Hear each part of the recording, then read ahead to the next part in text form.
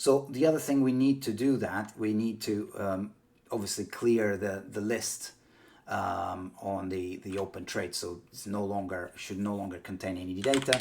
So we're just going to open trade and declare it again. It's empty. There you go. And the other thing we need to do, which is very easy to forget, and in fact it's perfectly normal if you do, but because I've written this script before, I know we'll need this, which is we need to reset as well the variables that reference if the candles were up or down. So we need to reset that the previous up candle to false. Okay, so we've done a few steps there to confirm if the stop was hit. Now we should check if our target price is hit. So we're going to do, so if so no, well, let's do elif. So else if. So if the stop is not target, let's check then if the stop is not hit. Let's check if the target is hit. So let's actually put a comment here. Check if target price is hit or reached, or whatever you prefer. So if the current high is greater or equals than our target price, which we put it on the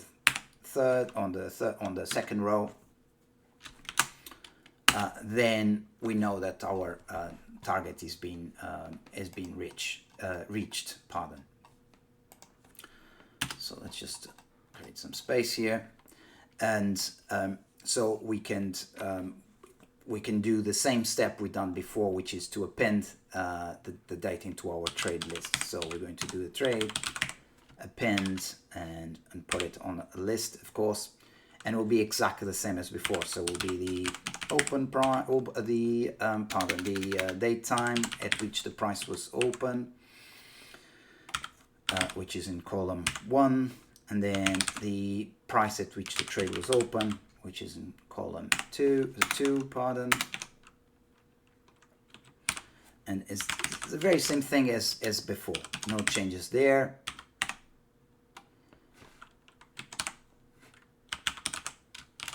And the stop price, and now the target price.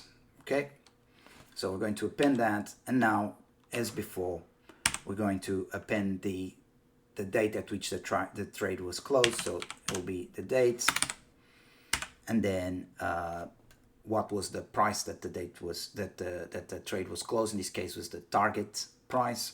So open trade, it's in the one on the second column. So there you go. And as before, I'm going to round this to 2 decimal units, this calculation. And so it's our target price multiplied, because we want this in percentage, multiplied by 100, divided by the open trade price.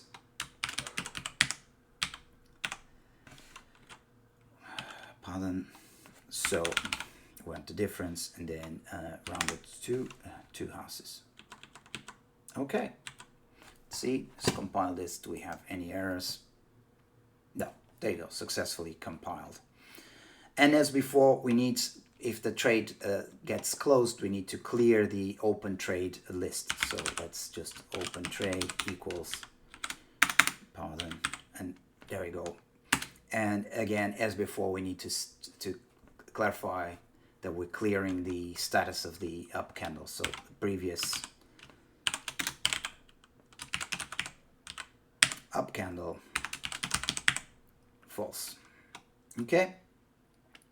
Now, to clear this, we need to check if there's no trade open, which is, if you go through that flow chart in your head about how the algorithm works, it would be the actual first part of the code that you write, which is identifying when there's conditions to open a trade. So if the length of the open trade list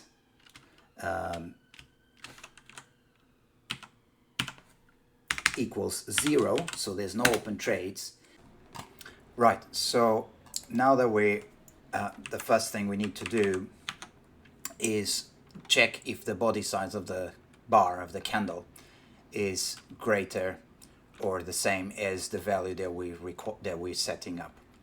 So if the body size that we've loaded here above is greater than or equal to whatever value we decide is the criteria, so let's call it body size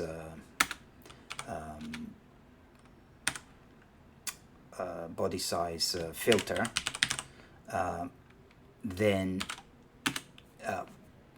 it's a valid candle. So we haven't created this variable here, in this internal variable. Let's just put it there for convenience, for clarification. So body size filter, and we're going to float, and we just initialize it with a value. So actually, the way we've done it, wrote it here, we should initialize this with 0 because this is what loads the body size of the candle, and this is our requirement, so it should be the other way around. So made that correction there.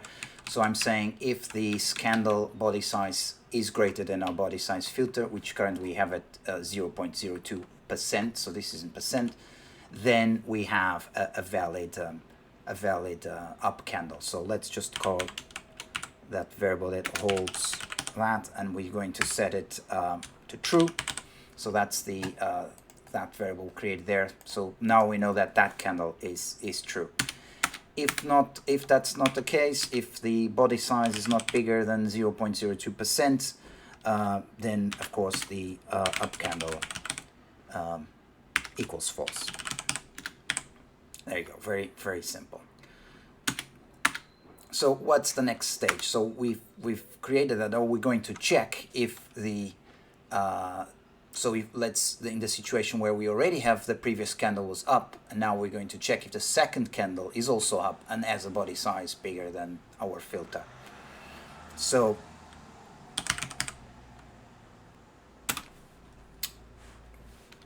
let's see. So in this case, so it's under that indentation. So if the previous up candle equals to true and the up candle equals true,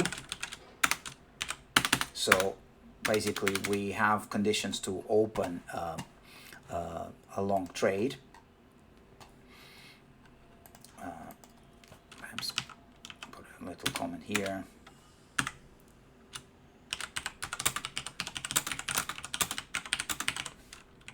There you go.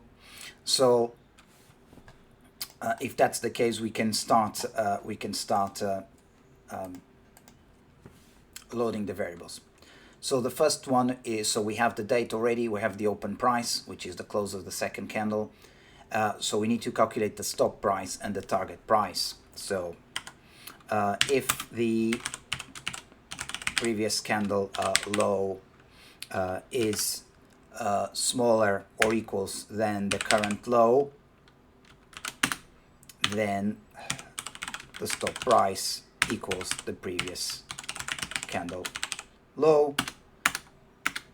Otherwise, of course, the stop price is just the low, the current low. Right? So that should be pretty straightforward. Okay, I have a typo there. Okay, so we've calculated the stop price, so now we need to calculate the target price. So for the target price is, so what's the variable created with target price? It will be the close. Did we create a target price? Yeah. So the target price will be the close plus the points, the difference in points from the open price to the stop price. So the close minus the stop price, and of course multiplied by our reward to risk ratio. If it's 1, it's the same. If, let's say, if it was 2, it would be twice that difference. Right. So we've done that. And now that we have all the information you need, we need to add these details into our open trade list. So our open trade will be equals to the date, which is now when the trade was open, the stop, the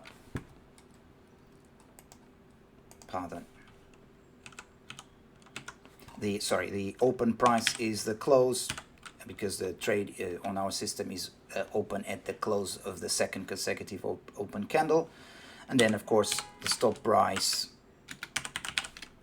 and the target price. So it's telling us it still has a typo here. Because we didn't define the previous up candle.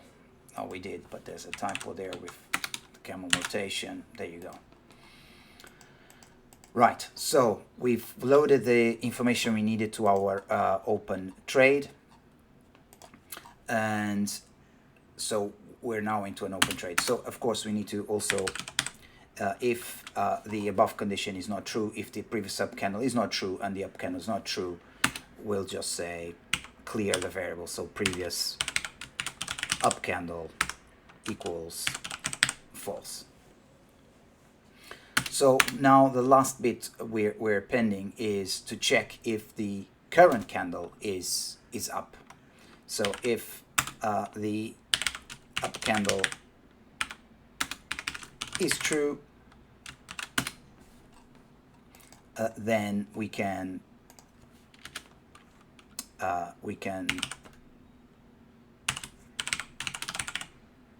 pass that the previous candle was true, and we of course need to load the previous candle low.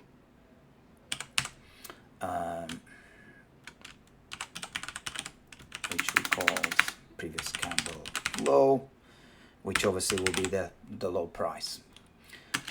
Otherwise, if it isn't, if the current candle is not, then we just need to say that the previous up candle equals false. All right, there's a typo there. So far so good. So let's just see if the code compiles without any issues, have any typos, and there you go, it has compiled without any problems. So this is our entire this is the algorithm for our system, for our trading system. So as you can see, it's quite simple. You could write this with a different structure. You could use functions through and out, or you can do a full class-oriented, object-oriented code. In this case, I just did one single function, which I called the simulator, excuse me. And then I just did this, and I tried to put everything with these if-then cycles, so it would be easier for you to understand the logic behind the trade. So now that we've done this, I'm interrupting the video in this section again to keep it into shorter bits. And before I conclude this video, I just want to highlight that there's actual a typo on the code, which I don't notice all the way to the end, which is on line 63. Misspelled the variable name as, instead of stop price, which is then equals low, but I wrote strop price. So that error code it remains undetected as I go through, although the ID is clearly flagging that variable is not in use. Somehow it still escapes me. Anyway, so this call to this mistake is made. What I'll do at the end of this series, I'll post another sort of an addendum video where I'll post all the code again without any typos. So just for the record. Thank you very much for watching.